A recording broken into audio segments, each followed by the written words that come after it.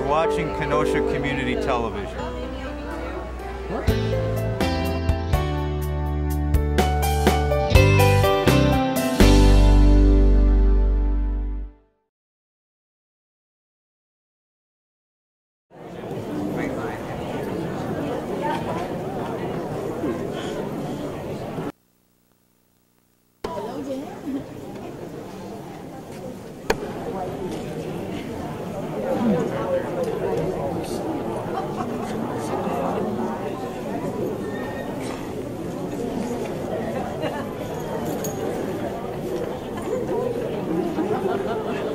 Featuring Life's Essentials, a life story documentary celebrating 90 years of love, art, and activism, and sponsored by the UW-Parkside College of Arts and Humanities.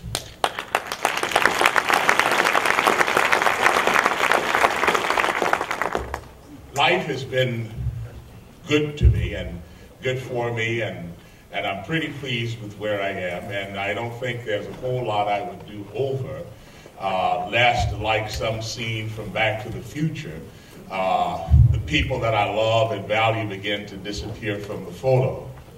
But there is one do-over. I was a junior in undergrad school at Jacksonville University, and our Black American Social and Cultural Organization, we called it BASCA, was sponsoring an event. I was a young musician, and I had a conflict with the event, and so made the decision to go, and I don't even remember specifically, to the special rehearsal, to the performance, or whatever. And so I did that, and I missed the event. I've always regretted that. The event was a visit by Ruby Dee and Ossie Davis Jr. There is no way in the world that being here tonight compensates for that, but I do want to tell you that it is just a special honor for me for all of the reasons that you might expect, and because it gives me an opportunity to be here even a little wiser than I was as a junior in college, and have the opportunity to be a part of this wonderful event. Ruby Dee and Ossie Davis Jr. have been giants in their art and in the larger struggle for human rights and human dignity. In a way, if you are a Black person in the arts, I think you have to answer the question whether you happen to be an African American who is an artist, or an artist who is an African American, or somewhere in between. And Ruby Dee and Ossie Davis answered that question for us for decades in ways that made all of us just tremendously proud. They answered that question in a way that honored their art and their race, and by extension, humanity. When Langston Hughes was inspired to write his Dream Deferred and mentioned the raisin in the sun, he inspired Lorraine Hansberry to write the play of the same title. And then Ruby Dee was inspired to bring to the big screen this great American classic with her definitive contribution. When hundreds of thousands marched on Washington in 1963 and Dr. King shared his dream, Ossie Davis Jr. was the master of ceremonies. And long before Malcolm X, El Hajj Malik El-Shabazz was a sweatshirt and poster icon. Ossie Davis eulogized him on a cold February 27th morning in Harlem, totally not caring what effect, if any, that would ever have on his career. When Sister Mother and Spike Lee's Do the Right Thing sat in her second story window perch and spurned the mayor, played by Ossie Davis Jr., we got a chance to see her and yet another iteration of her wonderful, wonderful acting ability. And then as I reflected on that, was poignantly reminded how from that same vista, she watched a young brother die at the hands of brutal police because he could not breathe. So here we are tonight, and I'm so happy that tonight's film, Life's Essentials, which we will see in its Midwest premiere screening, is the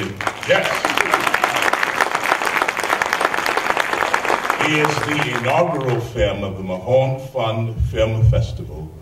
And let's give it, come on, let's give it up. And we here at UW-Parkside are so fortunate to host it.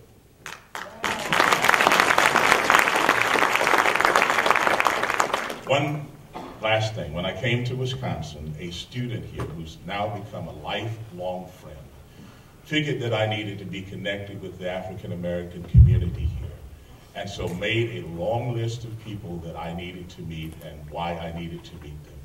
One of the people at the top of that list was Mary Lou Mahone.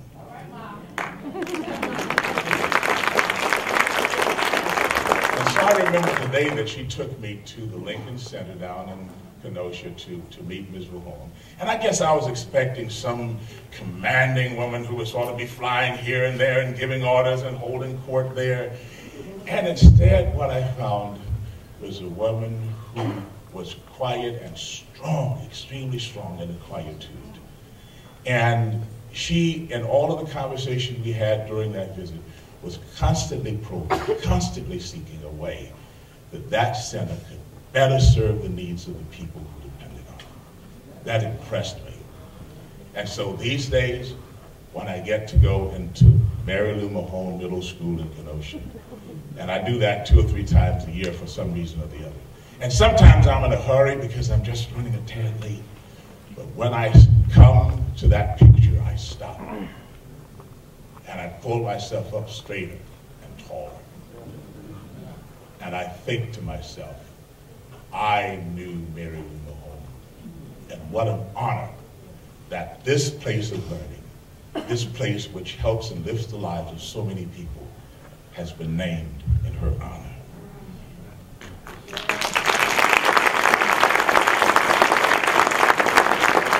And so tonight is about as much as anything legacies.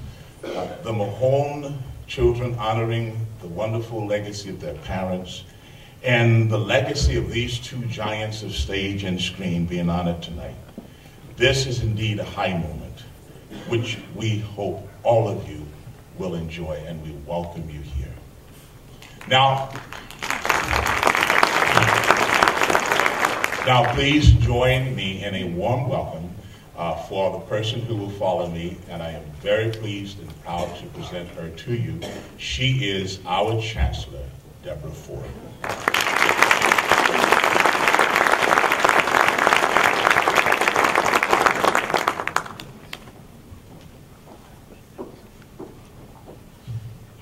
Well, good evening. Thank you, Dr. Kinchin. And I know that we would all agree that Dr. Kinchin is blessed with a wonderful voice. And he serves as an excellent leader for tonight's ceremony and the beginning of the film festival. So thank you so much, Dr. Kinchin, for being with us. And thank you for sharing your stories.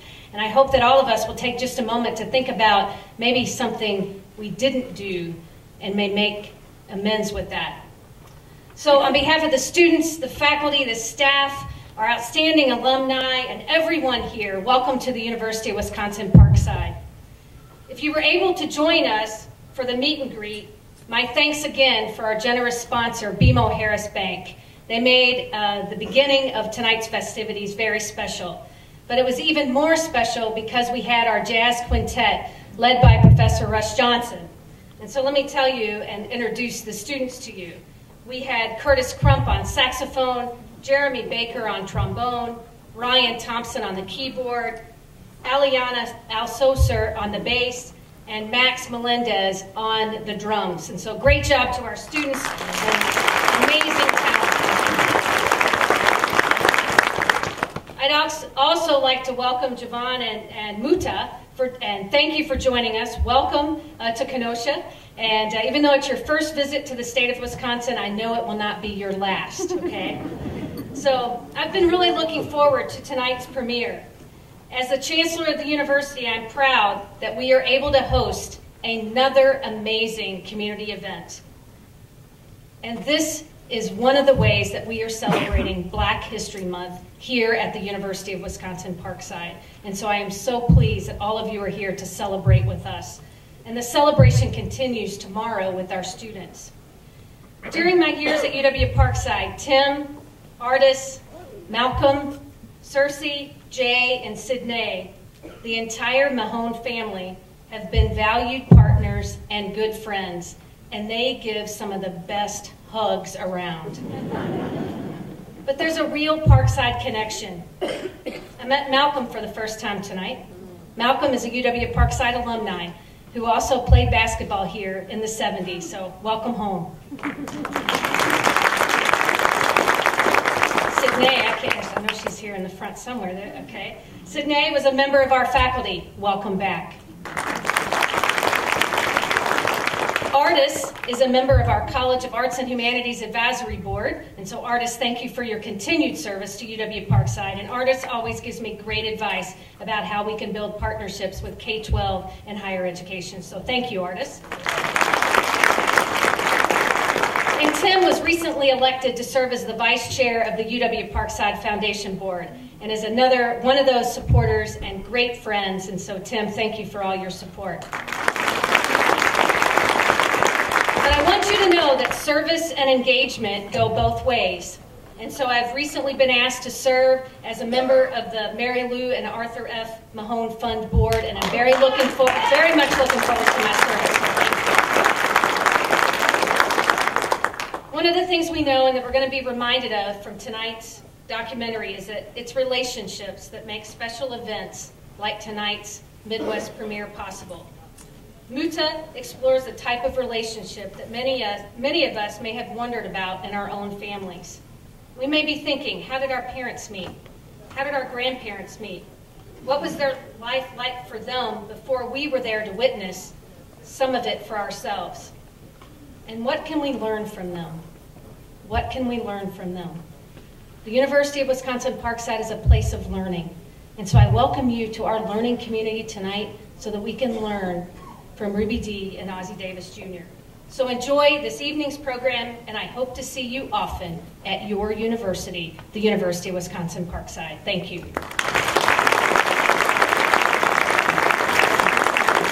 Plant the seeds to make sure not only the community of Kenosha, Wisconsin, but the state of Wisconsin and the United States of America understand what it's all about.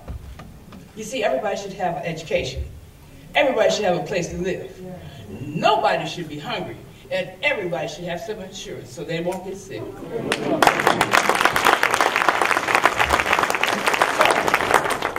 So, to Muta, Jevon, welcome home, like I told you last night, and I'm going to say this to you real quick. A strong woman is one who feels deeply and loves fiercely. Her tears flow as abundantly as her laughter. She's both soft and powerful, is both practical and spiritual. In her essence, a strong woman is a gift to the world. My mama, Mary Lou, your grandma Ruby, all of us women in here, and I'm not leaving you men out, but understand. It's about that, okay? So on behalf of the Mahone Fund, Bob Schneider, we love you, we thank you. He is the director of the Kenosha Community Foundation. To all of you here, on behalf of the Mahone Fund and family, my brothers, my sisters, everybody, welcome and enjoy.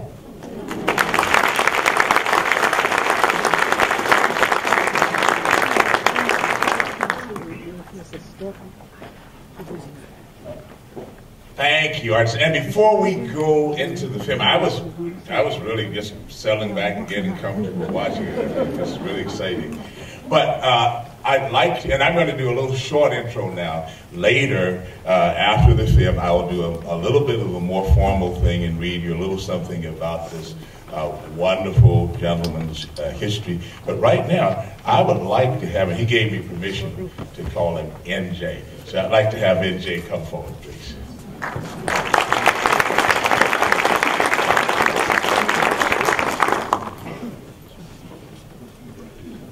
Gotta say thank you to Dr. Kitchen for that beautiful voice. I couldn't follow that voice at all. I'll try my best. Hello, all. My name is Jevon Frank. Everyone calls me NJ, and I'm the producer of Life's Essentials with Ruby D. Myself and Muta Ali, Ozzy and Ruby's grandson, we got together in late 2011, and I was asked to produce, after working with Muta on a few projects, a documentary on the life of his grandparents. I was, of course, thrown back, because of course everyone knows Ozzy and Ruby, and to us they're black royalty. They're just American royalty, to tell you the truth. So we set out to do a documentary about their lives, but this is not a traditional documentary where you would, Ozzy's born, Ruby's born, they did all these amazing things and died. No. I'm going to read you the synopsis that Muta likes me to read at the beginning here. In this open letter style documentary, Ruby D and Ozzy Davis's rich lives guide their grandson on his personal quest for long-lasting love, which Ozzy and Ruby are known for, of course, 56 years of marriage, undying art, and long-lasting activism. I hope you guys enjoy Ozzy Davis and Ruby D and Life's Essentials with Ruby D. Thank you.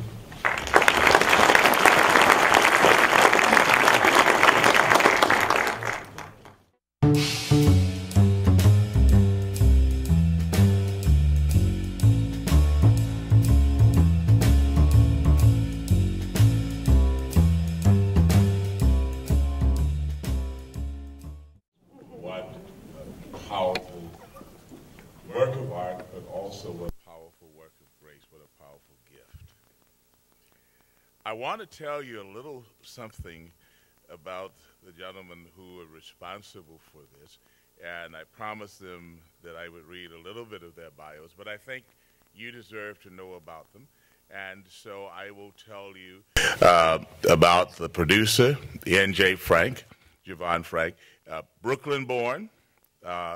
He has an instinctive talent for photography and film. I'm sure that you can attest to that. And his passion and projects are known for their thought-provoking impact. He began making a name for himself, producing major projects for clients, including AAA, The Monique Show, Michael Malden's Fast Life 360, Atlanta Motor Speedway, and just a bunch of other credits, including Johnson Publications. But just as I'm sure you can attest, someone who is just a real giant in his art and his craft. And I want to tell you about Muta Ali. He has been a filmmaker since the age of 12. From stop-motion video to live-action 16mm shorts, while completing his Bachelor's of Science degree at Rensselaer Polytechnic Institute. He studied filmmaking also at the New York Film Academy. We go on and on, but his full-length feature film, which we've had a chance to see, is a work of art that will stand, I'm sure, the test of time as a testament to his incredible gifts. In addition to filmmaking, he has earned a patent for IBM research for a unique graphical user interface. I'm not exactly sure what that is, but it sounds impressive. And he has appeared on NPR, ABC, The Tom Joyner Morning Show, and has been featured in the Daily News, Essence Magazine, and Ebony Magazine. We're going to now have a period of Q&A, but I want to ask NJ and Muta to please come and join us on the stage, and would you give them the applause that they deserve for the wonderful work that they have done.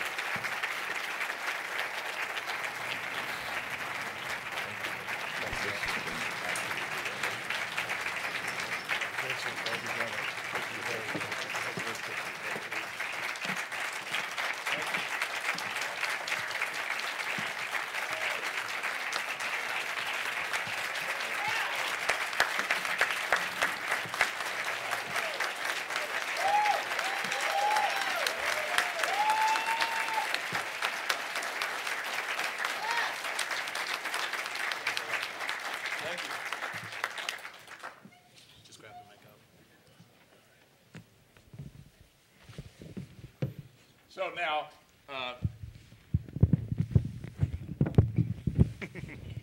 Thank you. Thank you. okay. Can you hear? Yeah, good. So can you hear me okay? Good. So here is a moment where everybody here has the opportunity, or anybody here, I should say, has the opportunity to address questions. I'm sure that as you sat and you watched this wonderful film, that you were provoked in many different ways, as I was, and moved, sometimes almost moved to tears, I have to admit that.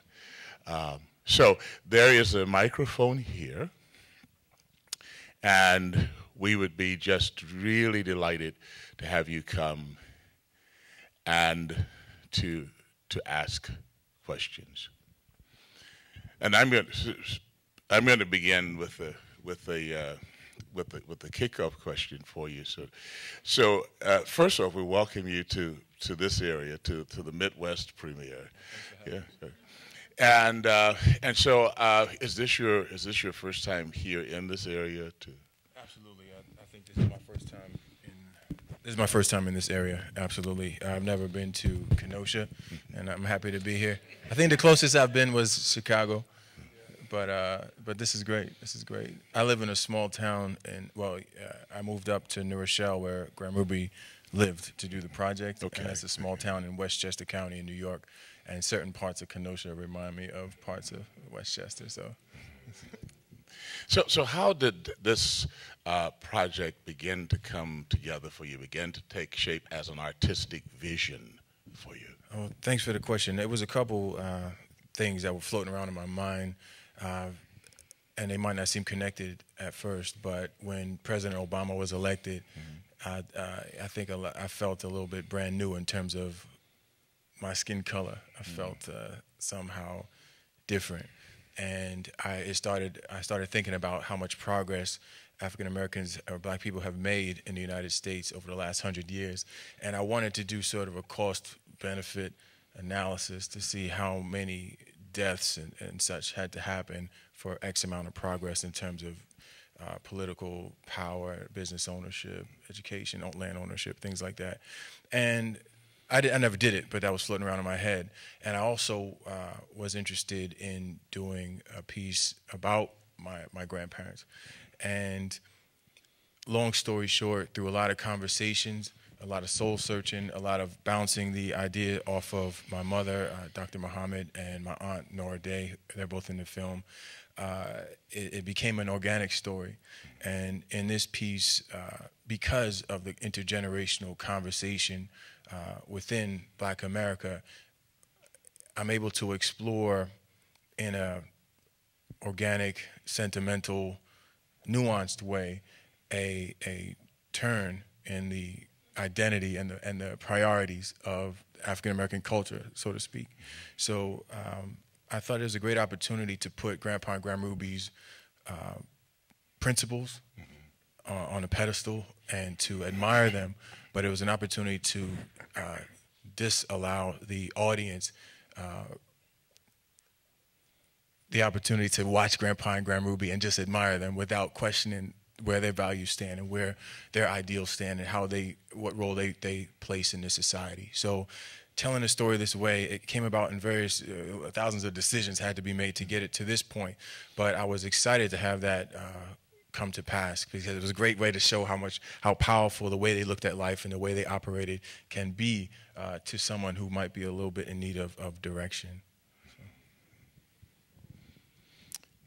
When we're still inviting members of the audience, you needn't be shy. I want to say we have these shirts with Graham Ruby, her name on the front, but one of the quotes on the back is from her. She said, "I didn't realize it until I was grown how necessary it is for good people to be tough." And we like to, in engagements like this, give the first person to ask a question a free T-shirt. So, now you got a question. There is an incentive, okay? So, just to incentivize things. Yes, and if you don't mind, if you can step to the mic, and that will allow your question to be heard by everyone. Somebody's going to race you to the mic. Ah. You got to race. I think there's been a lot of discussion now, because about what the Oscars coming up here, that maybe African Americans maybe haven't made the progress in the film industry that we hope they've made or they should be making. I wonder, I think you're probably from California and probably have some insight into the film industry. What's your take on that, or is some of that, is that criticism justified, and where does the film industry go now, you know, in terms of rectifying that? I think that's a great question. I don't have many connections to LA or Hollywood. Oh, congratulations. I don't know. I live my artistic journey right now has not connected me with Hollywood in any way. And I don't know if NJ, you want to answer that question. No, I mean, it's the same. I do feel like it's tough though to have to be as sensitive as we need to be to other cultures. And when it comes to voting for particular movies, it's human nature, I think, to identify with movies that feature people who maybe resemble you or whose lives resemble yours. And it's a task to deliberately account for any bias we might naturally have. And that's a tough pill to swallow for people who fall outside the demographics of the voters at the Academy.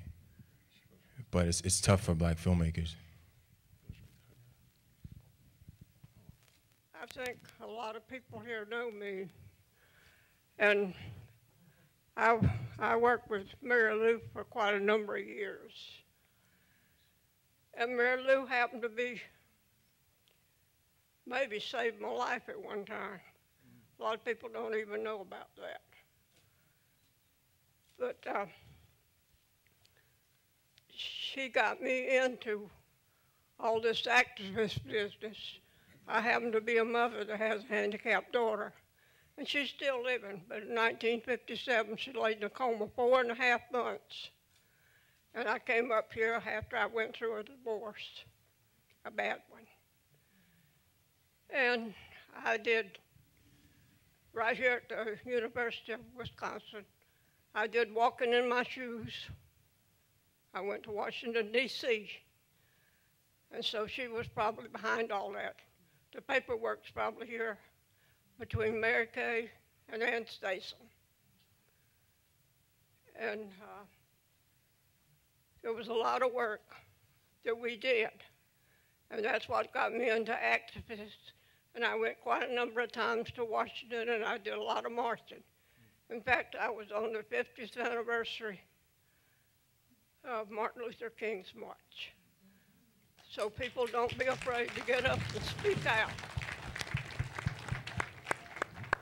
because that's all that's going to save a lot of us women and all these certain people that want to take everything away from us that we got out there and worked hard for.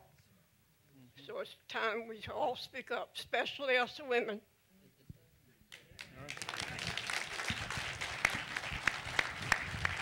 I mean, I've heard since we've been in Kenosha so much about the Mahone family and what the Mahones have done for Kenosha, especially your mom. And I mean, everyone, I think we should give a round of applause. I want to learn so much more about the Mahones and everything that goes on. And thank you very much for putting this on. This was fantastic. Yeah, absolutely. Over here.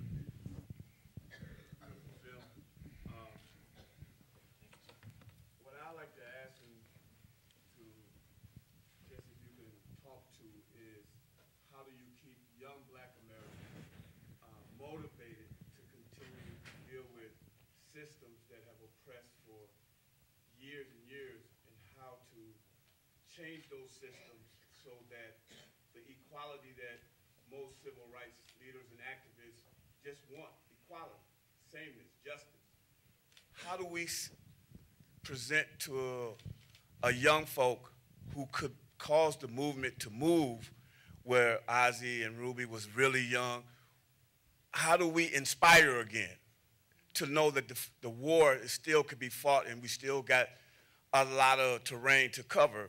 What do we say to get the dialogue going where people, not just African Americans, people have dialogue about let's win this war that's trying to hold us back from racism, segregation, and all the things that has happened in this little short time since 1959. I mean, we're now only before, 50 years away, 55 years away. It's still here. And sometimes we get so worked up that we don't understand that the cause of the Martin Luther Kings, the Ruby D, and the Ozzies, we can't let it rest. We don't have resting in us. We've been down too long. We need to motivate and inspire again another voice. So how do we do that? I think it's a complicated answer. I appreciate the question. I think that Grandpa and Grand Ruby, their lives, the way they live their lives, inspires people. I think that the people they admired, from Paul Robeson and even Mr. Belafonte, I think keeping the light on people who live their life in that way might inspire somebody, maybe not everybody.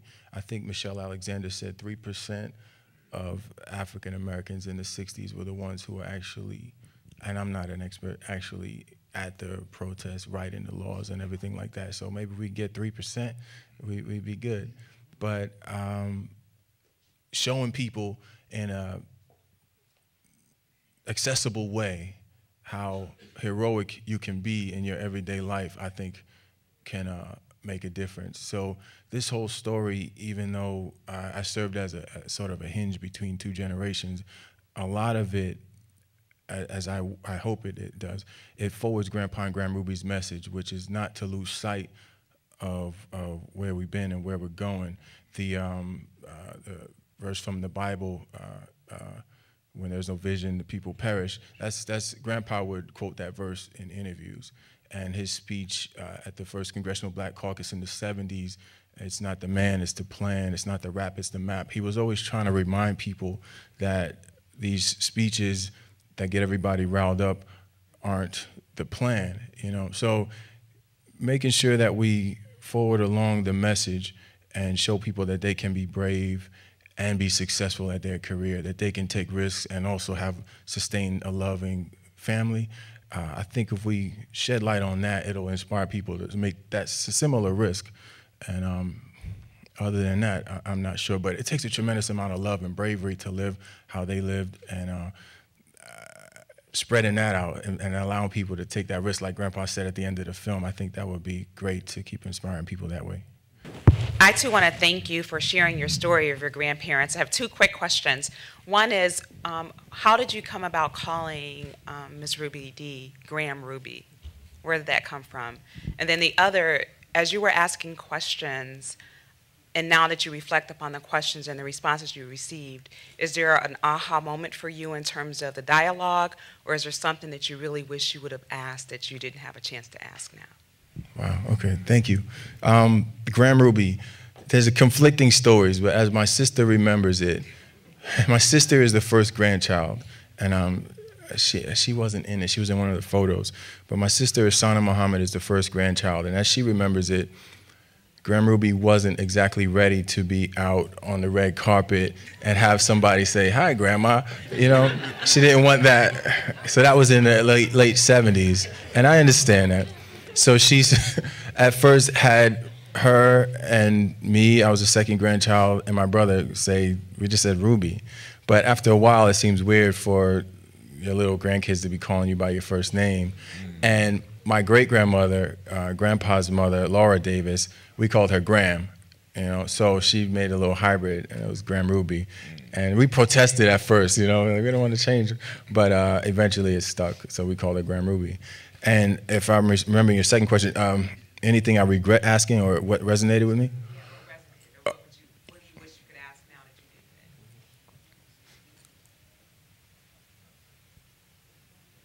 didn't? If she liked the film is what I would want to ask. Because I've said it in interviews 1,000 times, the night we were finishing the audio mix, we were in Brooklyn, and it was like 10 p.m., and then I got these texts from my sister, "You should come to the house," and I thought she was overreacting, and it turns out she wasn't, so I leave, and we go there, or I went there, and she transitioned, and we had that moment, and then I had to go back and finish the audio, and that was like a weird, tough night. And then we had to go watch it again. It was tough because we watched it to the audio mix, right? And then I got those calls and I had to go, and then she passed, and then I had to come back and watch the edit. So I'm like, you watching it knowing she's alive, and then the next couple hours you watching it and she's gone. And one thing I don't regret is doing this because, you know, even there's so much footage of her that didn't make the cut.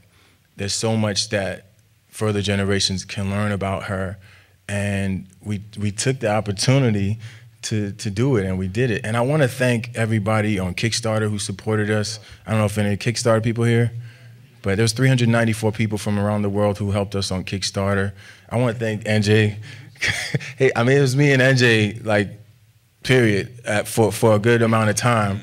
And then we had Sonia Denise came on board, and we have a very small team now. But then everyone else who helped out, similar to today, how the Mahone family has us out here. Sydney Mahone, are you here? Definitely. Oh, she was here. She edited and helped create Grandpa and Grandma Ruby's autobiography, which, yeah. And they did the audio version of that. That won a Grammy.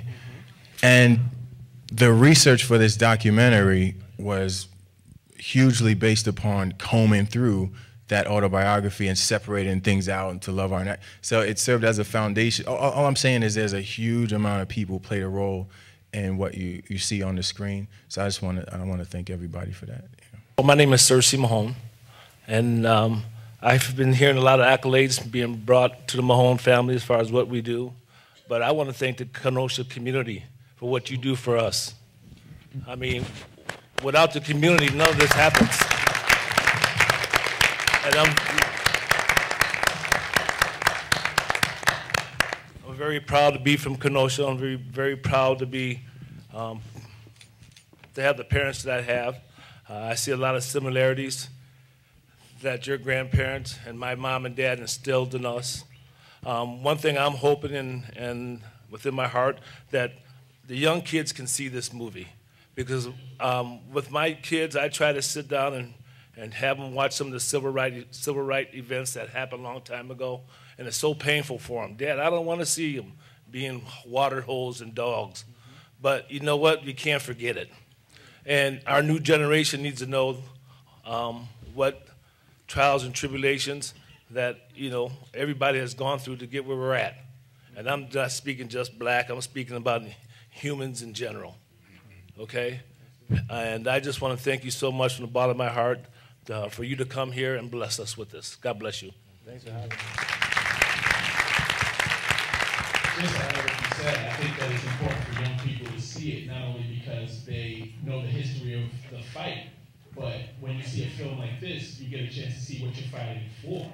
And if there's love, and then there's, you know, this freedom that there's a lack of, that you want to express yourself in a certain way, you're pigeonholed into certain things, and you fight because you don't want to live that way anymore. And not only that you don't want to live that way anymore, you don't want your kids to live that way anymore. You want to fight so your kids have better opportunities. And we realize that we do have better opportunities, but the fight is still there. We're going to keep bringing, you know, everything that you need so we can continue that fight. Well, I have a number of questions for you. The first one is, well, first I would like to congratulate you for this movie. It's a very creative and very intelligent movie. And as one of my father's friends says, when intelligence is not back to the stage, then stupidity takes its place. So I would like to congratulate you for that by replacing intelligence where it is supposed to be. And it's very encouraging and refreshing coming from the younger generation, I suppose. Now, the first question I'd like to ask you is, if you don't mind, about how much was the movie? How much did it cost you? Wow. And then the second question, quick questions. In terms of editing, you know, you chose a very unconventional way of telling the story.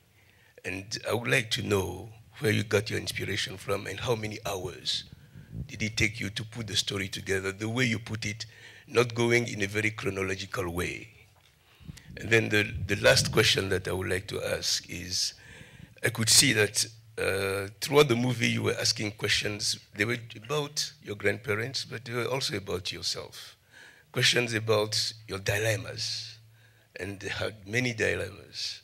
And I wonder if after all these hours spending with them, the project and everything, if you found a little bit of the answers you wanted to have, you know, in terms of yourself, your own life. I'm not talking about what you're going to tell the young generation, but what you're going to do in terms of your own life from now on. Thank you.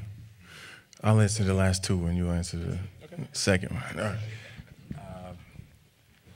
The editing process took a while. I found myself, I was in the basement of my grandmother's house for the most part, and now migrated to the third floor when I had the flu, and then back down to the basement. It took about between 500 and 600 days of editing, and it was grueling. You know, sometimes I don't like going in the basement because I feel, you know, I had to every day. It was tough.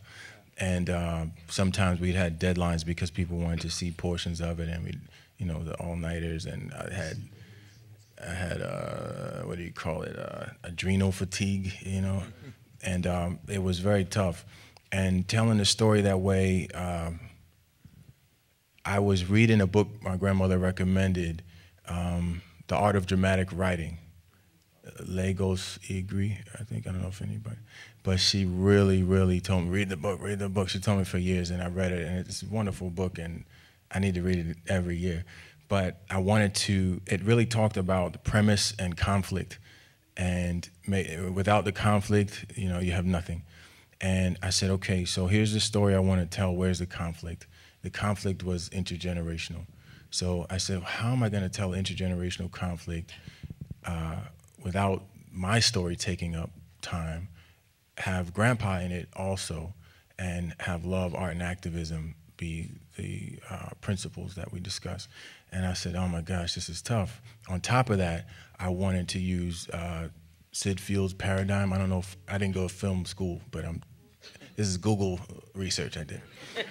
And so, you know, I had, Act 1, Act 2, Act 3, the inciting incident, the crossing the threshold, the what do you call it, the gatekeeper, and all this stuff like that. So I first parsed through the autobiography, separated out into the categories of love, art, and activism, which is tough because nothing is 100% love, art, or activism. And then I figured out how it all fit into that story archetype.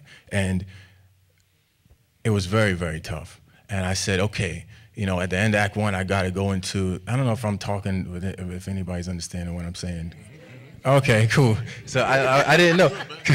You sit there in the basement, for like, you don't know what's going on. So like, I knew, I wanted Grandpa to be the, what do you call it, the wise person, my guide. Yeah, the wizard and the gatekeeper. So at the end of Act 1, you hear his voice, and we zoom into the pixels. I want it to be like his spirit coming from the dead. And at the end, we go up to the trees, and you see the pixels again. And when Grandma Ruby passes away, we see her in pixels. So like, he was the gatekeeper at the end. Grandma Ruby, I think, I was a character in the beginning. I had my weaknesses.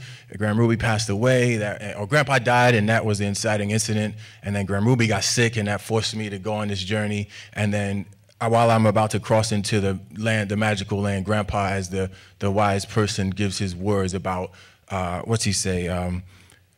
He bestowed upon us the responsibility. I challenged you with the responsibility that you didn't ask for, you know. And then I go into the journey into the magic world, wherein I'm asking my grandmother for her guidance, and that's when we break it down into love, art, and activism. Love, I started with that because that was a period where I could start with her as a child in Harlem. And that took us through Act 2, which is where you can get lost. And I was like, oh, what's the turning point? The turning point is when I believe in what she tells me so much that I can commit to the idea of getting married. And that's that midpoint. And then the midpoint, it gets more pressure in the story. So I commit to that idea, and then she's got to go to the hospital again. And then, that's what I was doing.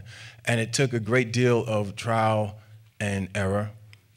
at the first year, you know, as an artist, you got to follow your gut, and I didn't have the confidence to do so that first year because a lot of more established filmmakers, they were telling me, don't do it the story this way. And so I had it more in a chronological way, and it didn't work, so I had to re-edit it. And that's pretty much what I did. And at the end, I turned out to be the hero only because I listened to Grandpa and Grand Ruby. So I'm able to put their ideals on a pedestal. I'm able to tell a story that's not hagiography in much of a way because of the way I decided to tell a story. And came out all right at the end. It's a happy ending, which I didn't necessarily want, but it worked out well. I mean, I got to reiterate what Muta Ali said. When we came with the idea to a lot of established filmmakers, I won't say their names, but they said this wouldn't work. They didn't think that the way that it was formatted would work, and people wouldn't like it, and people wouldn't be able to follow. But I guess that's what a good producer and a good director and writer do. We say, you know what, we believe in this, and we're going to keep going. And although we put a lot of time in, a lot of effort, and people weren't getting it, we kept going. And once we premiered, people got it. And I think that really got us happy when we understood, okay, we're not going to get it, that we got it. And to answer your question about the funds, I don't know if you were ready for me to get into that or you had something else. Yeah, but for the funds for the film, I'll put it in order of how it happened. In the beginning, we pulled our resources to do our first few interviews. We had our equipment and our own funds that we moved forward with, and we decided to run a Kickstarter campaign. It was a 40-day Kickstarter campaign. I know we keep bringing it up, but this really what gave us our seed money to move forward. So, and it got the first act produced. The first act of love was pretty much through that. We ran a campaign and we asked for $50,000, and we were successful after 40 days. We exceeded by $3,000. We got about $53,000, which anyone here who makes a film knows $53,000 cannot make an entire film. But we did the first act, which we are happy that Ms. D got a chance to see at her 90th birthday in 2012. And Muta Ali here was nervous because, I mean, there was a lot of, you see, it's a very transparent story, and we gave away a lot as we were doing the story. So I know that he was nervous about what his grandmother would think, and would she think that there was too much that we were giving, but she loved it, and she told us day after day, like for the next few days after, the next few weeks, we would see her in the house, and she would just keep talking about how much she loved it, and that's what gave us our drive to just keep going forward. And we got donations from other people, friends and family, and other people who wanted to see the film made. And just really, we went through times where we weren't anywhere close to being done with the film, and our bank account was at zero. And we just kept going, and the donations would come in, and by the grace of God, the universe, whatever you want to call it, we got to this point where in June we were able to come there. I'm not sure it came out to, I don't know the exact number. Without licensing, it came around 200,000. Without licensing. Yeah. But licensing is a lot of money. And we still paying for things that we don't take care of. It's not done. It's an ongoing struggle, but somewhere around there is what it took to get the actual film done. And I've changed in terms of activism. I wrote a letter to the governor and about police brutality. And in terms of art, I consider this a work of art that will inspire people. And in terms of love, I know what I'm supposed to do. I'm in the middle of doing it, you know, so we'll see. My name is Rochelle Moore, and everybody's thanked you, and I can thank you all night long. For me, what was really important that I got out of it was the love story.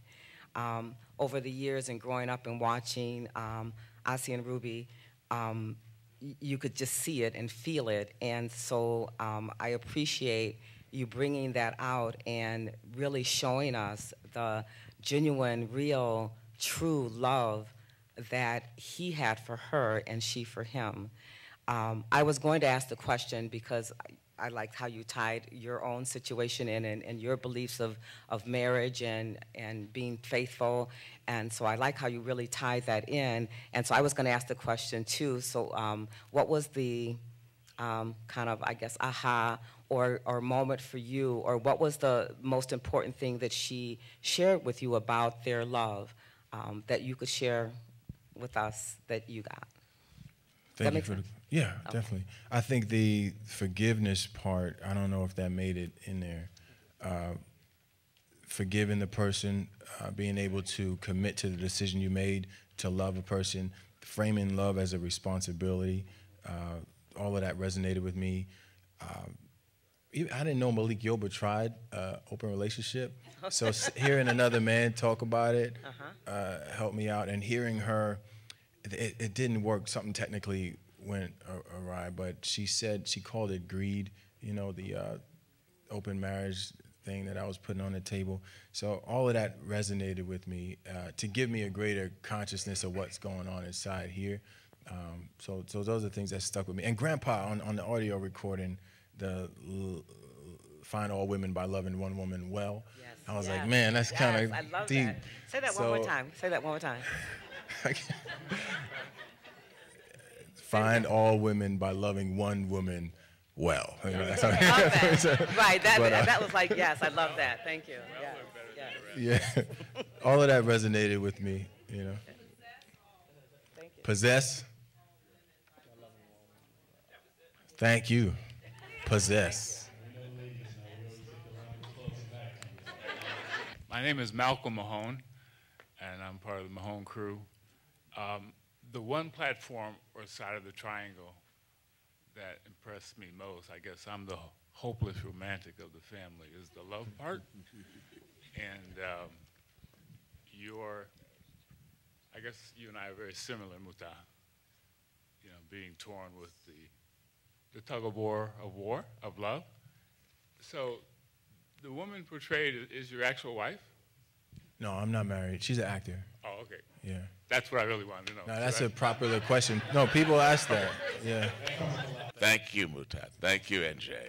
Thank you, Tim. Thank you, Sydney. Thank you, Mahone family. Ladies and gentlemen, good night. James Kenshin, Professor of Music and Director of Choral Activities, UW-Parkside. What did you think of the film today? It was absolutely amazing.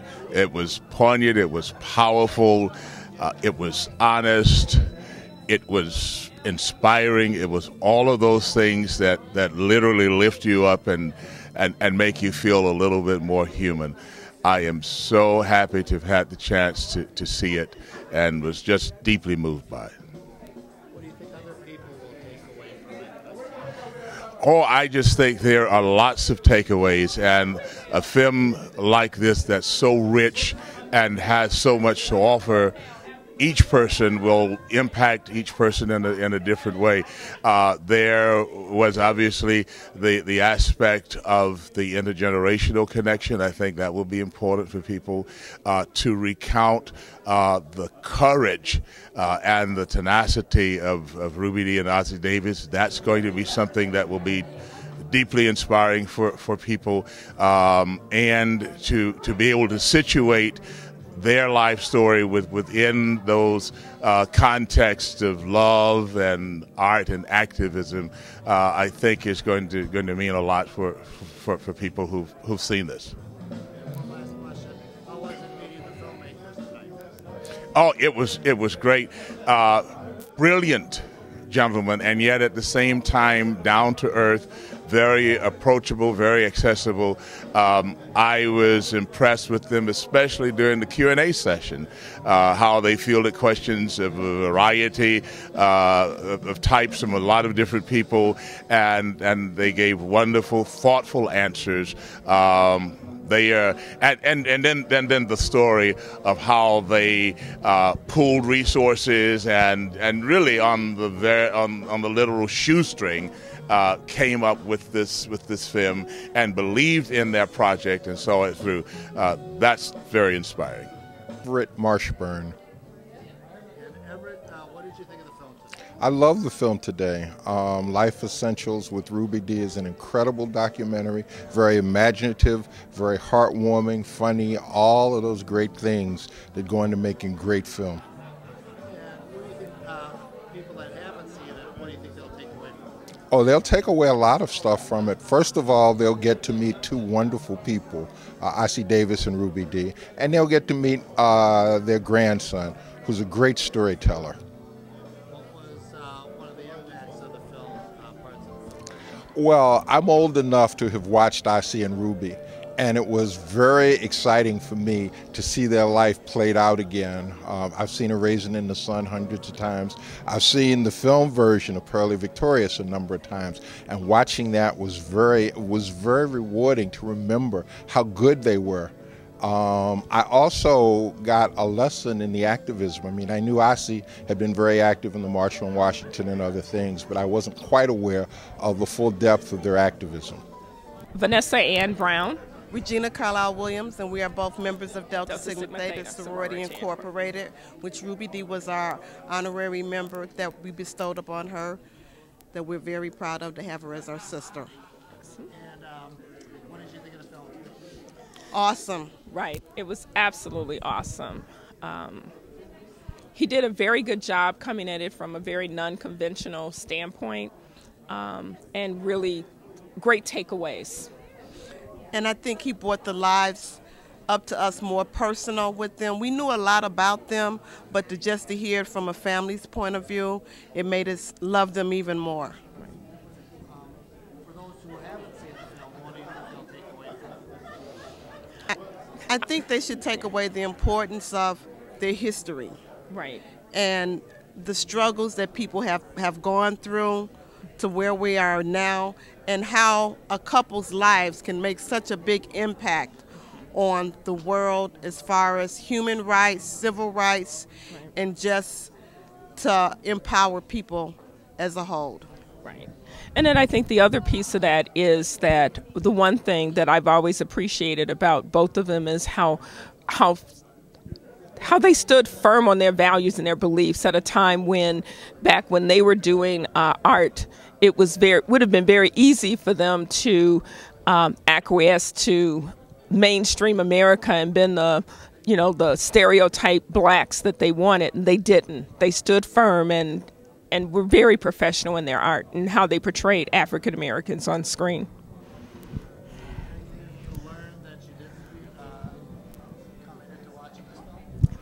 I think what I learned was more about their grandson, and it was interesting because when he talks about an intergenerational film, I think he portrays where so many of our young people are today, but the difference is having the strong background that he had in family just made him enriched. So that's something that I learned today that I didn't expect.